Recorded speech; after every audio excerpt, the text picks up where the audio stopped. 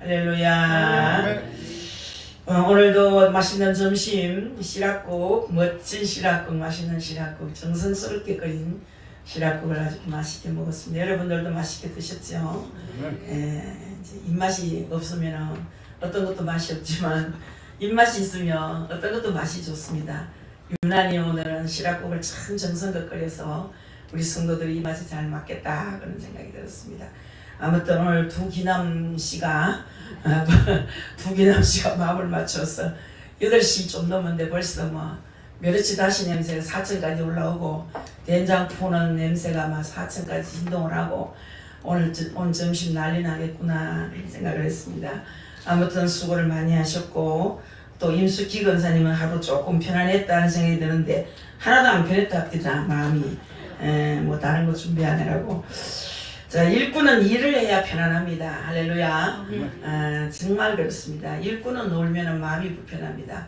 저도 몸에 일이 배어가지고 노는 날은 온데 쑤시고 아파서 일을 해야 됩니다. 그래서 일을 만들어서 합니다. 저는. 그래서 남편은 날마다 그럽니다. 송구스로 써. 송시려고 써. 누구 있지는 모른다. 가만히 있을 수도 없다.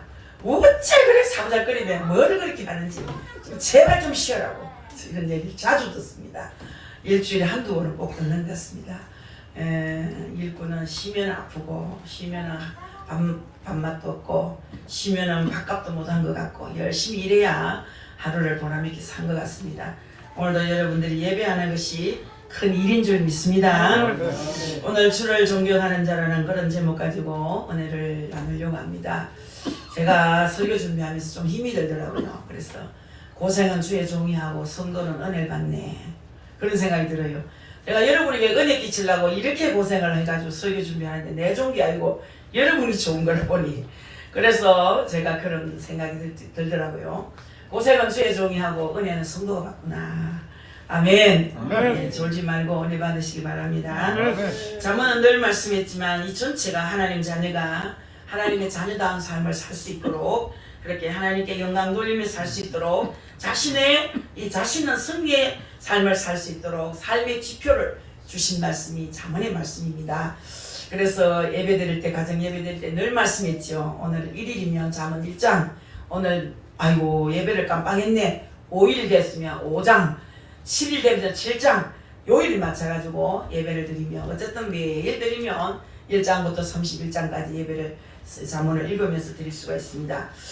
자, 그래서 오늘 읽은 31절부터 35절의 말씀에서는 다른 사람에게 은혜를 끼치는 삶을 살 것과 또 더 나아가서 국가에 은혜를 끼치는 삶을 살 것을 말씀해주고 있는 말씀입니다.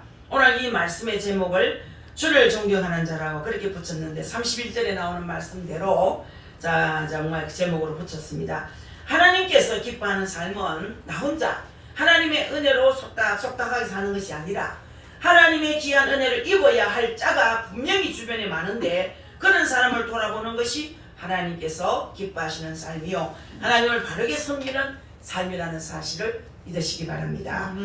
그래서 오전에는 성도들이 좀 그래도 54명 제가 매일 수를 셉니다. 이제 수를 안 세도 딱 보면 몇 명이 되겠구나 벌써 뒤에 앉아서 계산이 나옵니다. 저녁 오후에는 뭐 3분의 1은 가고 없습니다. 참 안타깝습니다. 그래 왜 갔나 물으면 온라인으로 드리려고 갔대요. 그 말을 내가 믿어야 될지 말아야 될지는 모르겠습니다만은 아무튼 그래라도 대답하니까 조금은 안심이 됩니다만은 여러분 설교 한 편 듣는 거 참 복된 것입니다. 아파서 어쩔 수 없이 가는 분은 할 수 없지만 괜히 아이고 오후에는 막 박전도 설교 계속 길어가지고 들으려고 하면 진저리가 난다 하면 어쩔 수가 없습니다만은 아무튼 31절 가난한 사람을 학대하는 자는 그를 치우신 하나님을 멸시하는 것이라 또 궁핍한 자를 불쌍히 여기는 자는 주를 존경하는 자니라. 아멘. 이 성경에는 예수 그리스도를 구주로 믿어서 구원받은 성도에게 어려운 사람을 잘 돌아볼 것을 특별히 부탁하고 있습니다. 성경을 크게 두 가지를 줄여서 말씀을 드리면 하나님을 사랑하는 그런 말씀과 형제를 사랑하는 말씀으로 이루어져 있다고 말할 수 있고 성경 전체의 중요한 강령입니다. 그래서 하나님은 내 몸보다 더 사랑할 것이고 형제는 내 몸만큼만 사랑할 것이라. 왜 사랑하러 하셨느냐 하면 사랑함으로 내가 행복해지기 때문에. 여러분 다 아시죠? 누구를 사랑하면 행복해집니다. 제가 손자를 사랑하여 손자 보면 행복합니다. 정말로 5손자가 그렇게 사랑스러울 수가 없어요. 저 내 새끼 맞지? 키가 크다는 손자가 돌아도 어이구 우리 강아지 큰 강아지 이러면 어리광 부려요. 얼마나 사랑스러운지요. 밥 먹는 것도 예쁘고 오늘은 한매 연고 좀 줘봐봐. 뭐해? 뭐 깎대 피부를 뭐하다 깎는가 막 말도 잘 못 알아듣겠어. 그래가지고 약 받아주니 아유 뜨그르 하는데도 그것도 귀엽고 얼마나 사랑스러운지. 여러분 사랑하면 내가 행복해지는 거야. 부부가 서로 사랑하면 스스로 더 행복해지는 거야. 믿습니까? 행복해지기 위해서 사랑해야 된다는 얘기입니다. 여러분 우리 하나님께서 사람을 지을 때 가장 복되게 가장 행복하게 지어주셨습니다. 그 하나님의 그 은혜를 배반했기 때문에 이렇게 인생이 불행해지고 말았다는 사실을 아셔야 됩니다. 하나님께서 인생의 불행을 그냥 두지 않으시고 독생자 예수 그리스도를 이 땅에 보내주셔서 처음 주셨던 그 행복을 되찾게 해 주셨다는 것을 믿으시기 바랍니다. 하나님께서 보내신 예수 그리스도로 말미암아 그 복이 회복된 사람은 그 복을 회복해 나가는 자가 되어야 된다는 거죠. 여러분 아직도 회복되지 않는 자가 있다는 얘기죠. 예수님을 보내기까지 하셨는데 아직도 화평이 없고 행복이 없고 마음속에 근심이 많은 자는 속히 다 털어버리고 행복한 자가 되시기를 주의 이름으로 바랍니다. 자 여러분 예수 믿는 사람 치고 행복하지 않은 사람이 어디 있겠습니까? 여러분 고백을 하세요. 나는 예수님 때문에 행복합니다. 나는 하나님 때문에 행복합니다. 나는 이 교회 때문에 행복합니다. 나는 성도들 때문에 행복합니다. 고백이 있으시기를 바랍니다. 하나님께서 선악을 알게 하는 이 실과를 따먹지 말라는 말씀을 주신 것은 곧 하나님을 사랑하라는 말씀이에요. 아랫사람이 윗사람 사랑하는 것은 순종으로 하고 윗사람이 아랫사람 사랑하는 것은 희생으로 해야 되는 거예요. 그러니까 우리는 피조물이고 하나님은 창조주십니다. 우리 하나님께서 이렇게 우리를 지으시고 우리에게 복을 주셨어요. 믿습니까? 우리를 지어주시고 우리에게 복 주신 하나님, 사랑하는 방법이 바로 하나님 말씀을 순종하는 것이라는 것을 깨달아야 되는 겁니다. 그래서 하나님 말씀 중에 어떤 말씀은 우리 머리로 이해 안 되더라도 순종을 해야 됩니다. 그것이 바로 하나님을 사랑하는 모습인 거예요. 순종 못하겠으면 복종이라도 해야 된다는 사실입니다. 그렇습니다. 우리가 하나님을 진정 사랑하면 하나님의 사랑을 듬뿍 받습니다. 우리가 진실로 사랑하면 사랑을 받아요. 얼마나 애지중지 사랑하는지 모릅니다. 하나님은 우리를 항상 사랑합니다. 내가 부족할 때, 내가 정말 어려울 때 사랑하시고, 내가 넘어졌을 때도 사랑하시고, 그러나 내가 주님을 깊이 사랑할 때 하나님께서 나를 사랑하시는 그 사랑이 내게 느껴지는 거예요. 느껴져야 됩니다. 주님의 손길을 느껴야 됩니다. 주의 숨결을 우리가 느껴야 됩니다. 그 사랑을 느껴야 되는 거예요. 얼마나 사랑하는지 몰라. 우리가 여러분 사랑하면 느껴집니다. 상대적이기 때문에. 얼마나 그게 느껴지는지 몰라.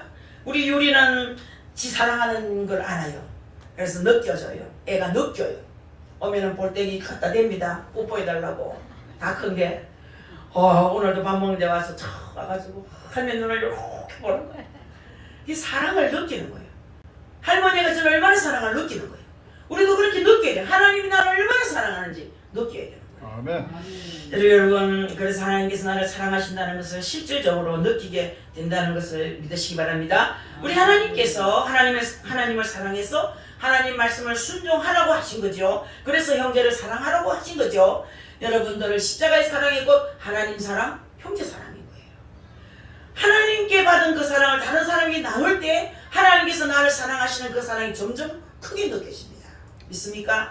여러분 크게 느껴져야 됩니다. 느낌으로만 느끼는 것이 아니라 실제로 내 마음속에 내 생활 속에 하나님께서 나를 사랑하시는 사랑이 나타나시는 것입니다. 점점 더 복된 삶을 살게 되어진다는 사실입니다. 여러분 아셔야 하는 것은요, 하나님은 결코 우리에게 부담 주시는 분이 아닙니다. 여러분이 스스로 부담을 가질 수는 있겠지만 그러나 주님은 절대 우리에게 부담을 주지 않습니다. 가난한 사람을 학대하지 말라는 말씀을 주신 이유가 뭐냐? 이 가난한 사람을 나도 모르는 사이에 멸시하고 학대하기 쉽기 때문에 사랑하라는 얘기입니다. 가난한 사람은 굉장히 약합니다. 약하기 때문에 함부로 취급받기 쉽습니다. 함부로 취급하기 쉽지요. 가난한 사람은요, 멸시하는 사람 많더라고요. 좀 돈 좀 많고 직위가 있고 명예가 있는 사람한테는 아주 그냥 뭐라 그럴까, 아주 뭐 형편없는 모습으로 아부를 하는 거예요. 아부. 보기가 안 좋아요.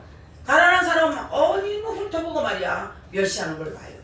어느 권사님, 우리 교회 이영희 권사님 그리고 한번 내가 자꾸 아프면 천대받을 수 있는데 내가 아프지 말아야 되는데 한자가 되면은 아무래도 내 남편도 안 계시고 자녀들이 나를 천대할 수도 있는데 그런 얘기를 하시는데 절대로 자녀들은 그런 자녀가 아니라고. 물론 알지만은 사실은 속으로라도 천대받을 수 있다. 내가 건강해야 되는데 그런 근심하는 걸 봤어요. 여러분 짝이 없으면 사실은 몸이 불편한 거는요. 그 몸이 병이 오래 가면은 김병의 노자 없다듯이 자녀들에게도 소홀함을 받을 수 있습니다. 그렇기 때문에 가난한 자도 마찬가지인 거예요. 그래서 여러분 하나님께서 가난한 자를 멸시하지 말라, 천대하지 말라 분명히 말씀하셨습니다. 그래서 여러분 중에도 혹시라도 내가 가난한 자를 멸시한 적은 없었는지, 가난한 사람은 참 약하기 때문에 정말 함부로 취급한 적은 없었는지, 여러분이 아셔야 하는 것은 가난한 사람을 멸시하고 학대하는 것은 하나님을 멸시하고 하나님을 학대하는 행위라고 분명히 오늘 말씀에서 밝혔습니다. 여러분 다 들으셨죠? 잠언 22장 2절 보면 빈부가 섞여 살거니와 무릇 그들을 지으신 이는 여호와시니라. 그렇게 말씀한 대로 이 세상에서는 빈부가 섞여 삽니다. 하나님께서 가난한 자도 두시고 부자도 두셨기 때문에 섞여 사는 거예요. 하나님께서 두신 가난한 사람 멸시하는 것은 하나님을 멸시하는 행위라는 걸 자꾸 강조하지요. 하나님 멸시하고 잘 살 수 없기 때문에 성경은 계속 가난한 자를 돌아볼 것을 강조하는 겁니다. 그래서 신명기 15장 9절에서 11절 말씀, 삼가 너는 마음에 악령을 품지 말고 곧 이르기를 제7년 면제년이 가깝다 하고 내 궁핍한 형제에게 악한 눈을 들고 아무것도 주지 아니하며 그 하늘을 여호와께 호소하리니 네가 죄를 얻을 것이라. 너는 반드시 그에게 구제할 것이요 구제할 때는 아끼는 마음 품지 말 것이니라. 이로 인하여 내 하나님 여호와께서 네 범사와 내 손으로 하는 그 바에 네게 복을 주시리라. 땅에는 언제든지 가난한 자가 거치지 아니하겠는고로 내가 네게 명하여 이르노니 너는 반드시 네 경내 네 형제의 곤란한 자의 궁핍한 자에게 내 손을 펼지니라. 그랬습니다. 가난한 자에게 손을 펴는 것은 하나님께 하는 것이다. 그렇게 말씀하신 대로 비록 면제년이 내년이라 할지라도 가난한 사람에게 빌려줘야 된다. 내년에 면제일 같으면 내가 빌려주면 못 받을 수 있잖아요. 그래서 만약 면제일이 내년이라고 빌려주지 않으면 그 가난한 사람이 하나님 앞에 그 사정을 아뢰면 하나님께서 가만 안 두시겠다는 거예요. 면제를 받지 내년에 면제이기 때문에 빌려주면 못 받으니까 네가 언제 갚을 수 있겠어? 하면서 빌려주지 않는다면 그 사람이 하나님 내가 돈을 좀 굴러갔더니 양식을 좀 굴러갔더니 내년에 면제년이라고 나를 정말 돌아보지도 않습니다. 그렇게 하나님께 호소하면 그거 죄가 없다 하지 아니할 것이다. 그게 죄가 된다는 거예요. 그래 많은 성도들이 가난한 사람 도와주지 않는 것은 죄가 아닌 것으로 생각하며 사는 분이 많이 있습니다. 심지어 죄가 되느냐 안 되느냐는 것은 생각지도 않고 보통으로 살아가는 거예요. 그러나 여러분 도와줄 수 있는 물질이 내게 있는데도 도와주지 않는다면 하나님 앞에 범죄 행위라는 것을 성경에서 가르치는 겁니다. 그래서 여러분 가정에도 여러분 이웃 간에 혹시 가난한 사람이 있는지 봐야 됩니다. 돌아봐야 돼요. 여러분 가난한 자를 외면하면 안 됩니다. 그래서 나와 가까운 사람이 혹시 가난하다면 또 우리 옆집에 가난한 사람이 여러분 있다면 하나님께서 도와주라고 붙인 사람이에요. 하나님께서 가난한 사람을 도와주라고 붙인 사람입니다. 하나님께서 하늘에서 만나를 내리신 것처럼 그들을 얼마든지 이적으로 도와줄 수 있으시지만은 우리에게 도와주라고 우리에게 붙인 사람이에요. 우리 옆에 가난한 자를 우리에게 붙인 사람이에요. 자, 사랑하는 성도 여러분, 그렇게 헛일이에요. 헛일. 제가요 오래전에 금방 신천동에서 개척해가 30년 다 돼가죠. 우리 아들이 고등학생 때가 이제 대학 갈 때 그때쯤이에요. 이제 대학을 가니까 고등학교 때 입었던 옷들이 멀쩡한 옷이 좀 많았더라고. 청바지도 있고 면바지도 있고 이거저거 다 씻어서 손질해가지고 이렇게 부피가 이만큼 되는 바지를 개키가지고 제가 꿈에 누구를 주더라고요. 누구를 주긴 주는데 이 마음에서 아까운 마음이 있더라고요. 아까운 마음. 그런 마음을 갖고 구제해서는 안 된다. 이거 아깝다 생각하고 구제하면 안 되는 거예요.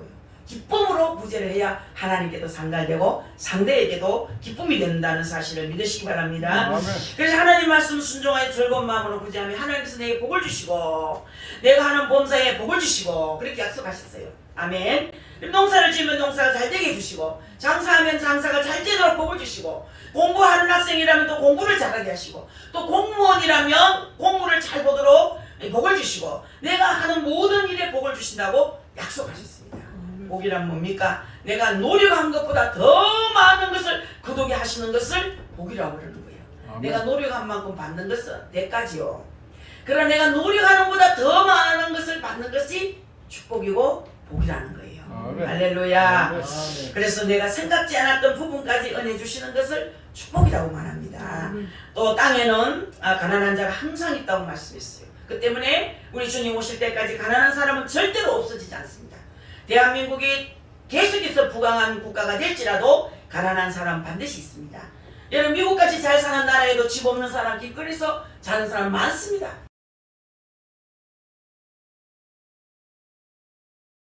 하고 있더라고요. 그 오래비가 찾아가도 막 무섭다고 도망가요.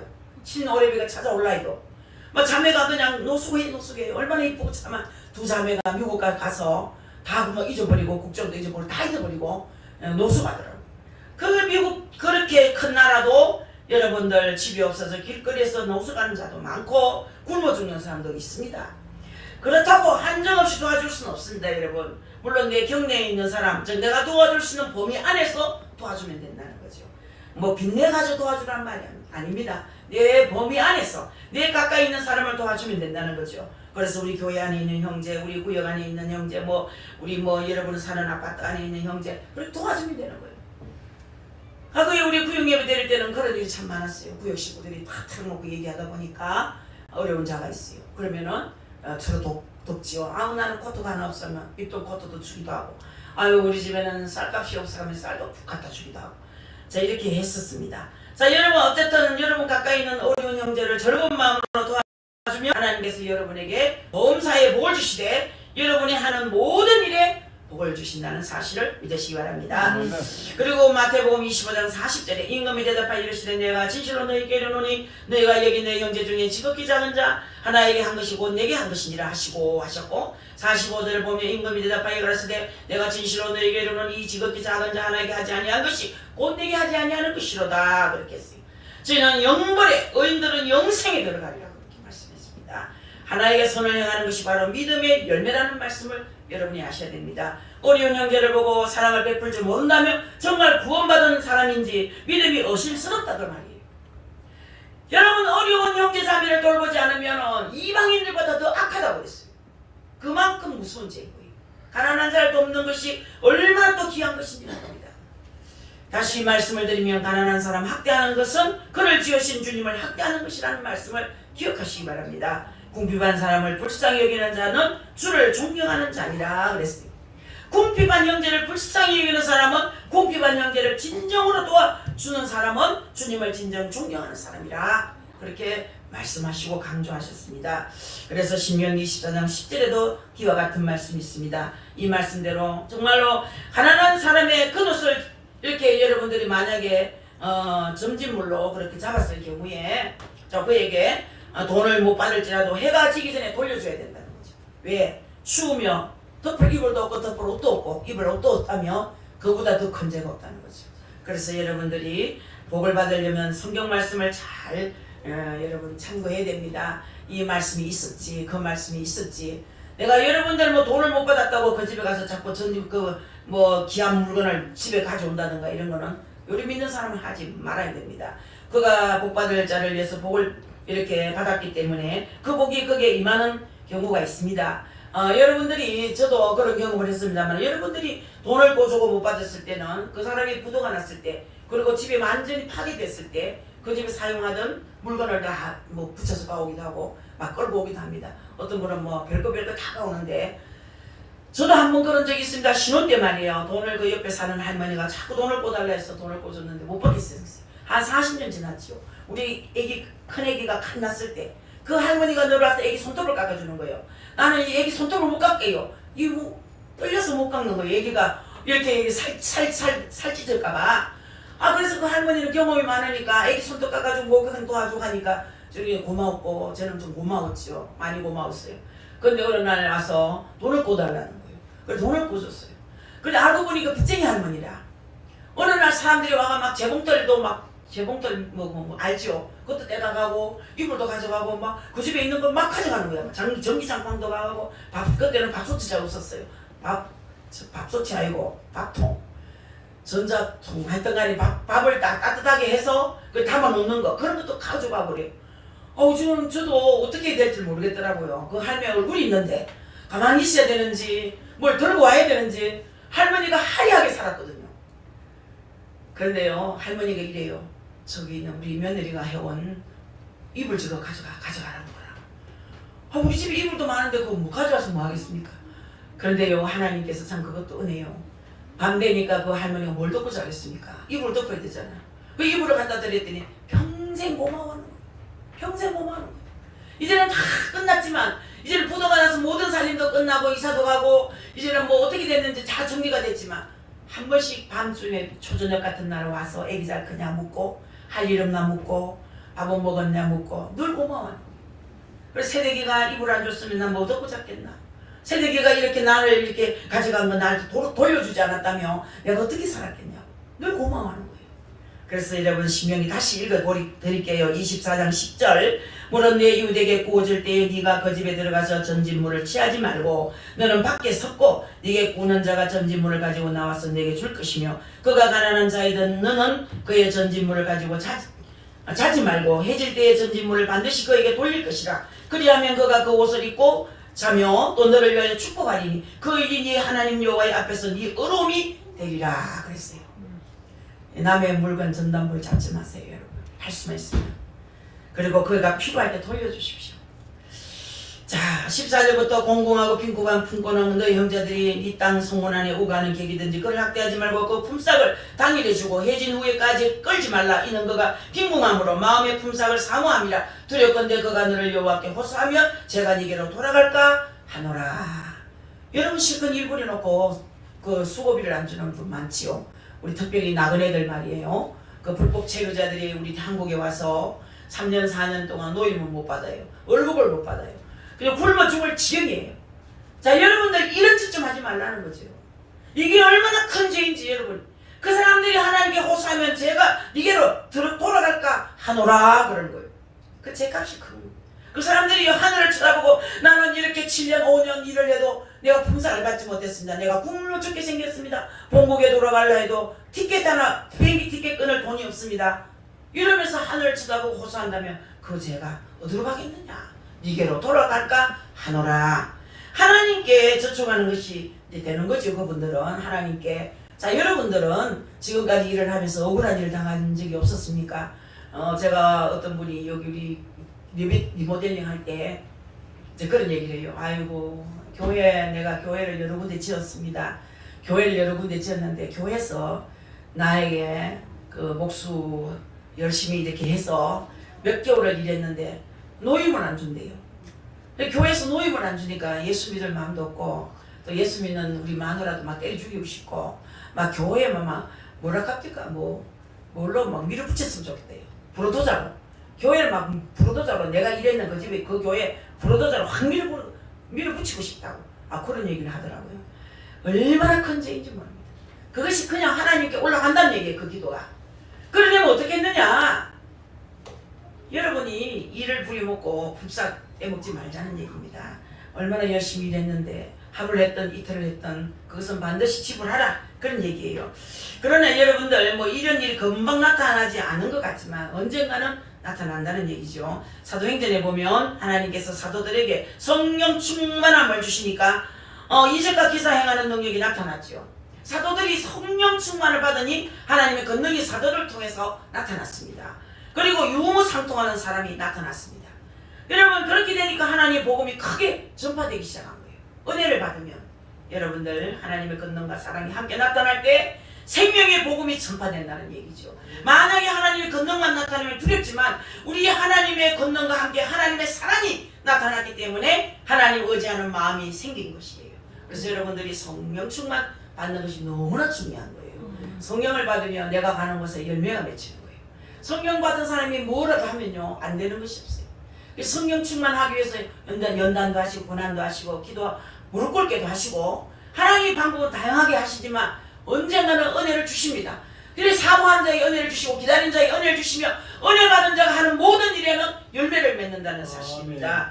그래서 여러분들 이 사도행전 2장에서 성령 충만한 역사가 나타나니 유무상통하는 역사가 나타났고 또 사도행전 4장에서 또 성령 충만한 역사가 나타났고 또 유무상통하는 역사가 나타나는 것을 볼 수 있습니다. 예수 그리스도의 복음을 진정을 믿은 사람은 반드시 물질을 동반하는 사랑의 실천이 따르더란 얘기예요. 물질도 안 내놓고 입만 자꾸 입 서비스만 하는 사람이 있습니다. 소용없어요. 그거.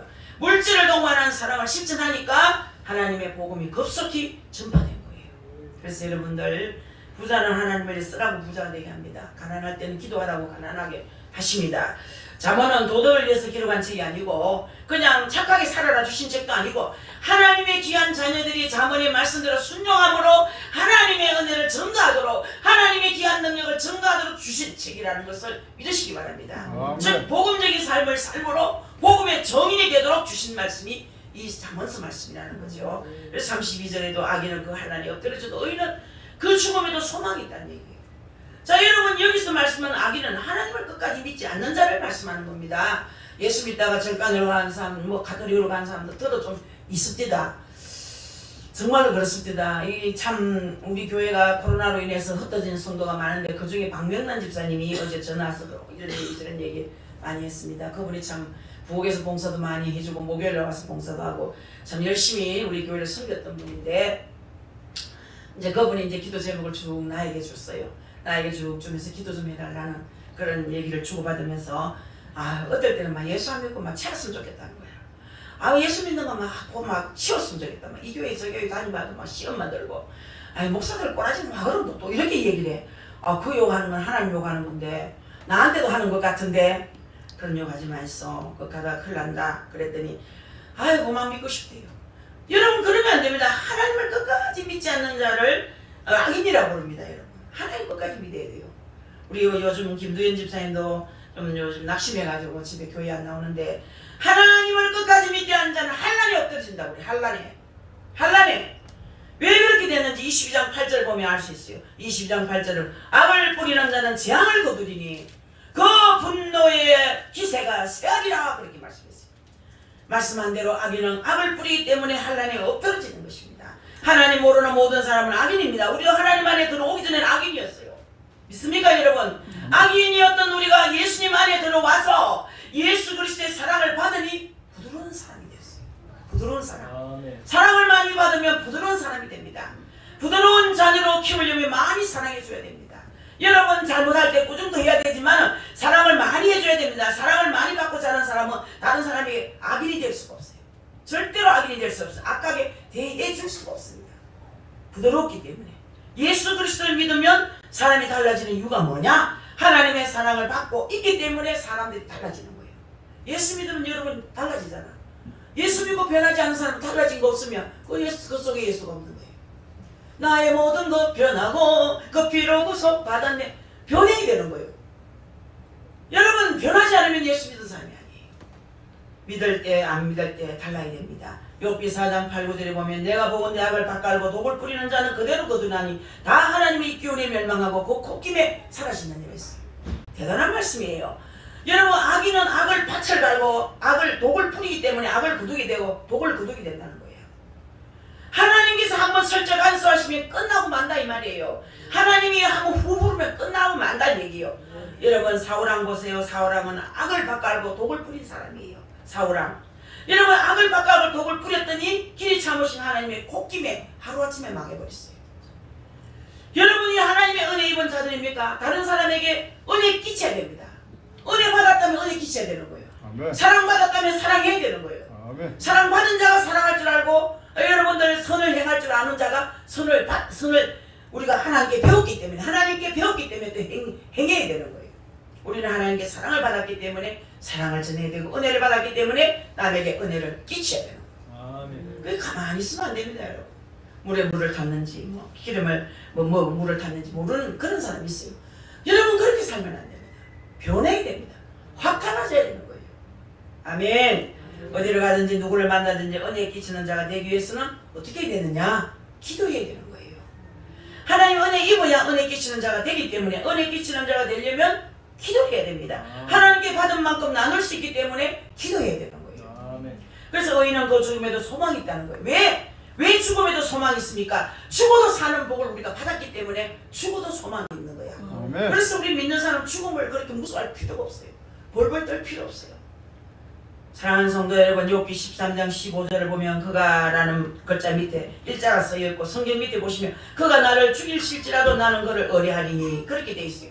욥이 고백한 말이거든. 욥이 하나님께서 자기를 데려가실지라도 자기는 하나님을 의뢰하겠다 했어요. 하나님께서 데려가시는 곳이 바로 영원한 나라이기 때문에 그렇게 얘기한 거예요. 그 영원한 나라에 들어가니 죽음에도 소망이 있다 이 말이에요. 저와 여러분들 이런 고백이 있어야 되는 거예요. 아멘. 있습니까? 의인의 가장 특징이 죽을 때까지 믿음을 지키는 겁니다. 죽을 때까지.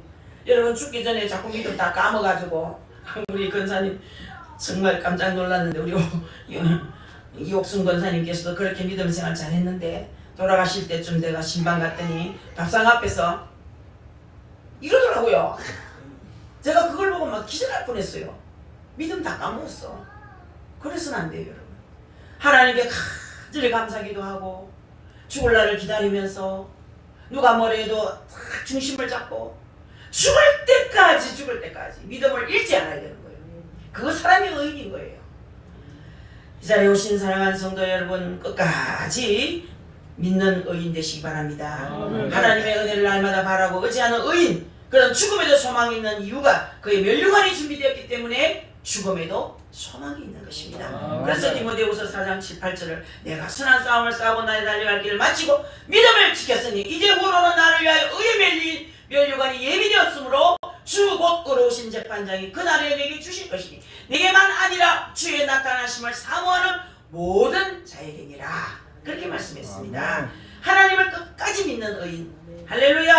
아멘. 바울을 고백한 그대로 믿음을 지킨 의인에게 면류관이 준비되었기 때문에 우리는 끝까지 믿음을 지켜야 됩니다. 그래서 33절에도 지혜는 명철한 자의 마음에 머물지만 미련한 자의 속에 있는 것은 나타난다고 그랬어요. 하나님께서 주시는 대로 받아들일 줄 아는 그 자가 명철한 사람 얘기죠.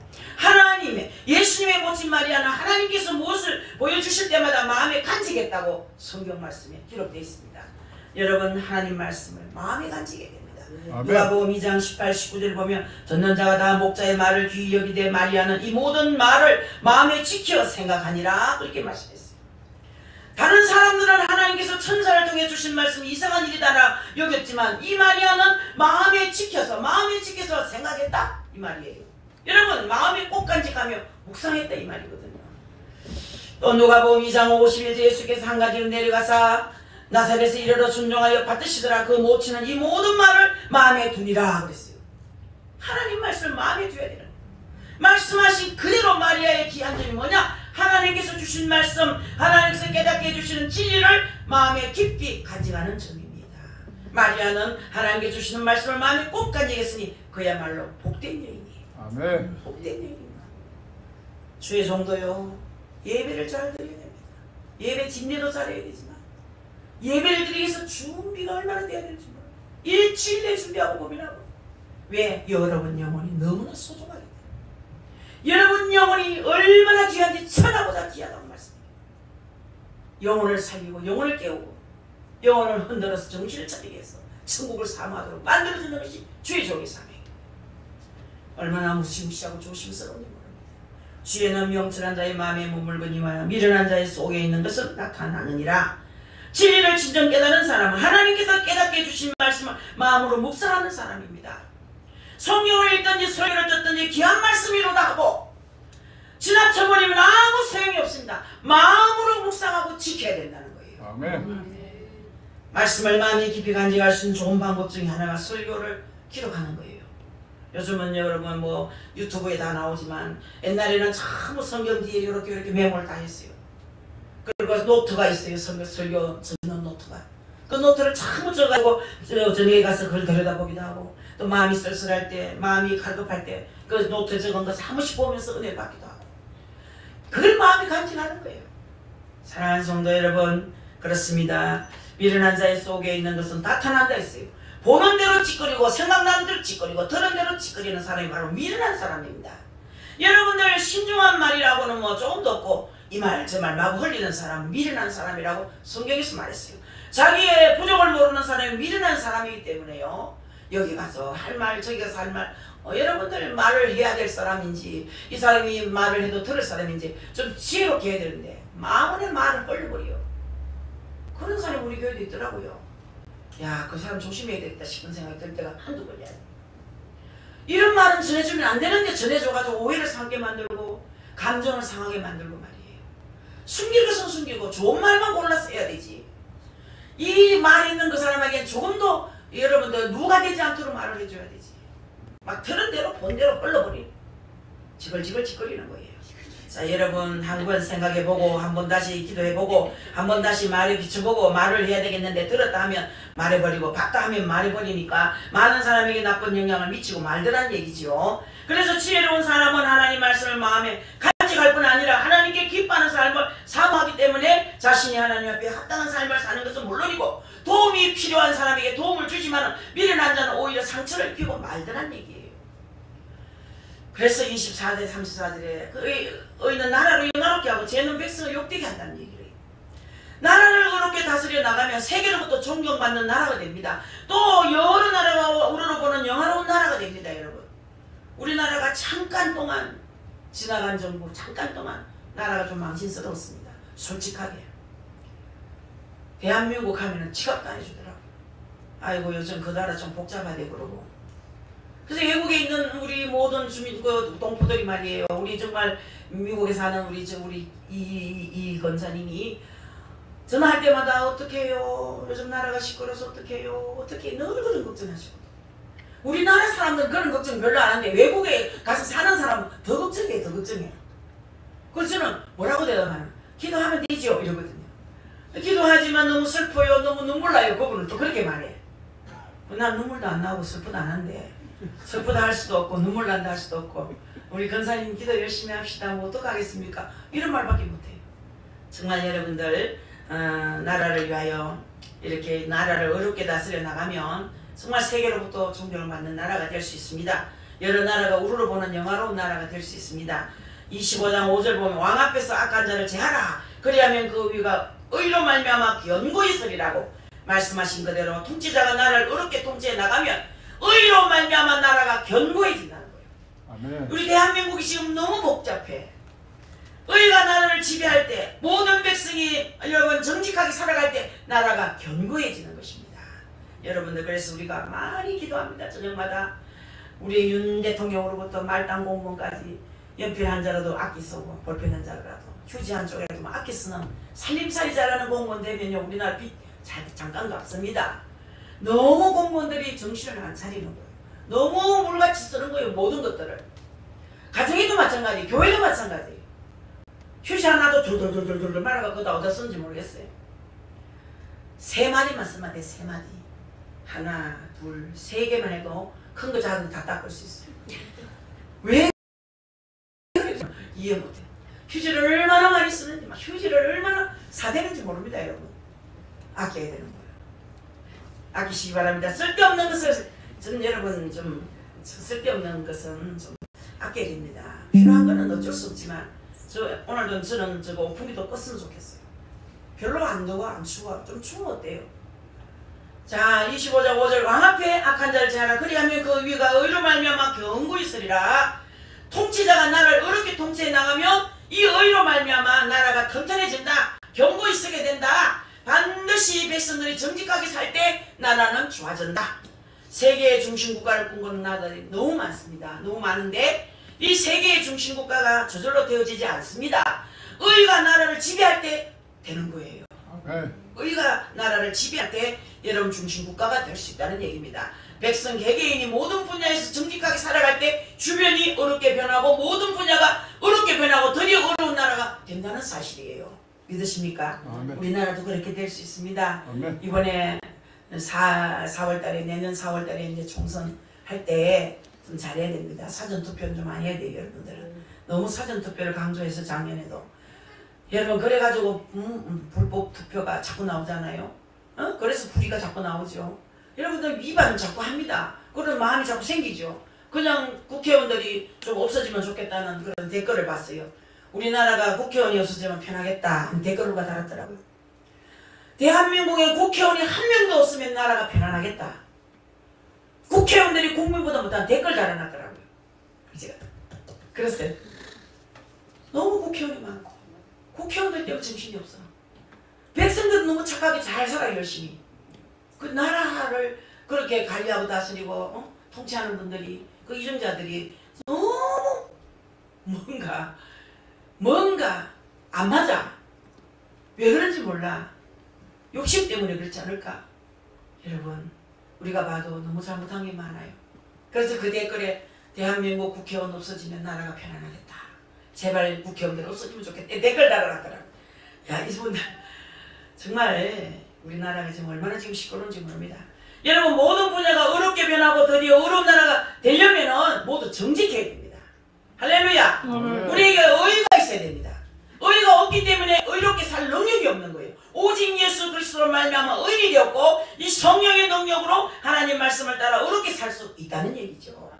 여러분 의인된 우리 성도들이 하나님 말씀을 따라 진실되게 정직되게 걸어가는 것이 바로 우리 주변을 의롭게 만들어가는 것임을 믿으시기 바랍니다. 지위가 있는 사람일수록 그 책임을 다한다며 더 넓은 주변을 의롭게 만들어가게 되는 것입니다. 여러분 주기는 곧 책임을 맡은 것이기 때문이에요. 그래서 우리나라가 세계 중심국가가 되느냐 못 되느냐 이것은 의가 나라를 지배하느냐 불의가 나라를 지배하느냐에 달려 있습니다. 의가 나라를 지배하면 중심국가 될 수 있습니다. 강대국 될 수 있습니다. 얼마든지 선진국가 될 수 있습니다. 그런데 지금 어떻습니까? 뭐 자고 나면 뭐 붙잡혀 가는 사람 많지요. 누구 붙잡혀 갔다 누구 어떻게 됐다. 뭐 퇴직금하면 퇴직금이 몇십억씩 나올 것이고 부족함이 없는 사람들이 와 그런 짓들을 하는지 우리는 이해를 못하죠. 그러나 그 뒤에서 누가 조절하느냐? 사탄이 마귀가 배후에서 조절하는 거예요. 마음몽 귀신들이. 돈이 많이 있어 많이 있는 것처럼 느껴지지 않는 거야. 늘 마음이 가난한 거야. 몇 천억 몇백을 모아야 그 돈같이 느껴지는 거야. 내일 일용할 양식만 있어도 감사할 줄 아는 자가 되는 거예요. 여러분 뇌물 먹고 붙잡혀 들어가는 사람이 왜 그렇게 요즘 많은지요. 바로 가정교육이 잘못돼서 그렇다고도 볼 수 있습니다. 어쨌든지 부자 돼야 된다 말을 어릴 때부터 들어가지고 어쨌든 부자 돼야 된다. 그때는 가난한 시절이요. 그렇게 되니까 뭐 자리 하나 오르면은 해먹는 게 바빠요. 해먹기 바빠. 해먹는 일하고 바빠. 거기 있는 동안 해먹기 바빠요. 지금 우리나라 인구가 뭐 35%가 그리스도인이라고 하는데 1000만인 이상이 그리스도인을 하는데 왜 이렇게 부패가 많이 되었습니까 여러분? 그리스도인이 없는 곳이 없는데 왜 이렇게 부패가 됐습니까? 우리는 정말 정직하게 살아야 돼요. 손해를 보더라도 정직하게 삽시다 여러분. 정직하게 산다고 손해보는 건 아닙니다. 끝은 맞춰봐야 됩니다. 끝을 맞춰봐야 됩니다. 끝을 맞춰보면 결코 손해볼 일 없습니다. 하나님 뜻대로 정직하게 살아가면 우리 주변에 어려운 역사가 반드시 일어나게 돼 있는 거예요. 아멘. 거짓말 안 하고 살면요. 거짓말 안 하는 부분은 형통하지만 거짓말 했는 그 부분은 안 풀어져요. 제가 경험했던 사람이에요. 수십 년 전에 말이에요. 한 40년 지났네. 그때는 뭐 사업을 하다가 어려워지기 젊은 게 정신도 없고 만날 밤에는 철야하고 낮에는 열심히 일하고 잠도 자지 않고 그렇게 열심히 아기 키우면서 사업을 했는데 안 되는 거예요. 안 되니까 빚지니까 빚을 얻으러 가야 되잖아. 친구한테 거짓말 하는 거예요. 친구야 적금 탈 거 있거든. 이 500만 원 있으면 빌려줘. 적금 탈 거 없는데 거짓말 하는 거예요. 그 부분은요 하나님이 안 풀었어요. 그 친구 돈 갚는데 오래 걸렸어요. 그 친구 돈 갚는데 20년 더 걸려진 것 같아요. 그 거짓말하고 빚은 돈. 없으면 없고 안 되면 안 되고 네 나를 믿고 빌려줘야 줄래? 이러면 몰라. 돈 빌릴 때 정직하게 빌려야 그 돈 갚을 수 있어요. 돈 빌릴 때 정직하지 않고 거짓말하고 빌린 돈을 못 갚게 되더라. 정직해야 된다. 야, 그 정직의 그 위대함을 몰랐어. 여러분 우리 지금 정직합시다.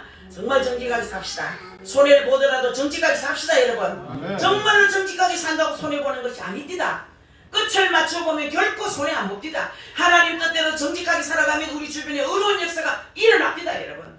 특히 공직에 계시는 분들은요 이 가난하게 살 각오를 해야 돼요. 정직하게 살아야 되는 거예요. 가난하게 살 각오로 정직하게 살아가면 하나님께서 가난하게 살다고 내버려두지 않습니다 여러분. 절대로 그런 정직한 사람은 가난하게 안 됩니다. 하나님께서 이 방면 저 방면으로 계속 채워주십니다. 할렐루야. 여러분 그래서 우리 세수만교회는 정직한 자가 모인 곳이 돼요. 제가 지난 시간에 잠깐 직업생활에 대한 책을 읽어봤는데, 우리 그리스도인들은 또 정직하게 살아야 되겠구나 싶습니다, 여러분. 회사에서 뭐 시간 도둑질 하지 말아야 되겠고, 근무 시간에 뭐 커피 마시러 나가고, 근무 시간에 쓸데없이 돌아다니는 것은 시간 도둑질하는 거예요. 시간 도둑질. 여러분, 어제 어느 권사님 기도하러 오셨는데, 그 권사님은 아침에 제일 먼저 교회 가서 제일 늦게 온다 그래요. 아침 7시에 갔다가 저녁 늦게 딱 7시쯤 돼서 오니까 딸이 기다리는데, 딸이 같이 간다고, 집이 머니까 교회하고, 딸이고 막 엄마한테 지쳐가지고, 기다리는데 지쳐가지고 다른 교회를 갔다고 얘기를 해요. 그분이 그런 말을 합니다. 자기도 사업을 하지만 사업하는 사람 중에도 재료 뚝딱 띠먹고 뭘 하다가 시멘트 가루 2만 주고 사면 2만 2천 원 거다가 끓인대, 영수증에. 그 파는 사람한테 그래 말한대. 쇳덩어리 얼마 주고 사놓고 2,500만 원 넣지 샀다면 2,700만 원 샀다고 말하라고. 그러니까 띠먹는데, 그 사람이 그렇게 30년 띠먹어도 돈 못 벌었다는 거예요. 그런 사람은 부자 되지 않습니다.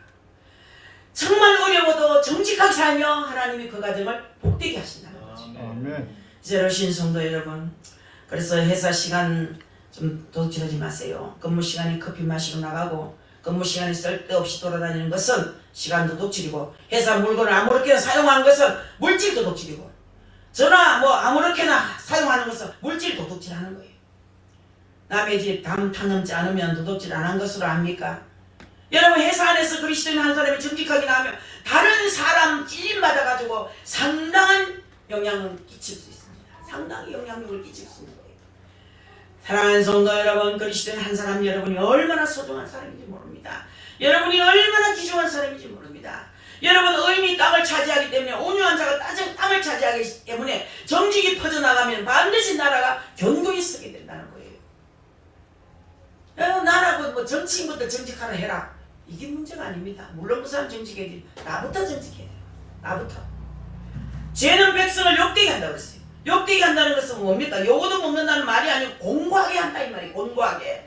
죄는 백성을 공고하게 한다 이 말이에요. 나라가 죄가 많으면 백성이 공고하게 된다는 얘기예요. 저 윗사람이 깨끗하지 못하면 공고해지는 백성이 많다 이 말이에요. 여러분, 얼마나 공고합니까? 젊은이들이 자살을 하루 20명씩 30명씩 해댑니다. 꿈이 없고 직장이 없고 연애도 한번 못 해보고 가정을 못 이루고 싶으니까, 꿈이 없으니까 죽는 거야 그냥. 윗사람이 정직하게 못 살고 윗사람이 견고하지 못하니까 백성이 공고해지는 거예요. 젊은이들이 꿈이 없는 거예요. 이 자리에 오신 여러분, 나라를 위해서 기도할 때 막연히 의가 임하게 해주십시오라고 기도할 것이 아니고, 높은 위치에 있는 우리 성도들이 어렵게 삶으로 어려운 나라가 되어지도록 기도하셔야 됩니다. 나 자신이 어렵게 삶으로 어려운 나라가 되도록 또 기도하셔야 됩니다. 아까도 말씀했지만 국회의원들이 정말 나라를 곤란하게 하는 거예요. 뭐 댓글 달한 그분도 참 대단한 분이, 국회의원 없으면 나라가 되겠다 그런 얘기야. 얼마나 잘못 살면 그러겠습니까? 국회의원 존경받아야 되잖아요. 대통령 존경받아야 돼. 장관들 존경받아야 돼. 이정자 존경받아야 돼. 교회도 마찬가지예요. 교회 목사 존경받아야 돼. 여러분, 지도자가 바로 서면 다 바로 서게 돼 있습니다. 나라의 지도자가 바로 서면 국민이 바로 서게 돼 있고, 교회도 주회종들이 바로 서면 성도들이 바로 서게 돼 있어요. 그들이 바로 서지 못하니까 다 무너지고 있는 거예요. 우리 함께 정직합시다. 아멘. 우리 나라를 사랑하고 교회를 사랑하고 이웃 사랑하고 가정 사랑하시고 내 곁에 있는 사람 사랑하시고, 그 말씀대로 살다 보면 하나님이 어느 날 말없는 축복으로, 말할 수 없는 축복으로 여러분에게 채워주심을 믿으시기를 바라겠습니다. 통성으로 기도합니다.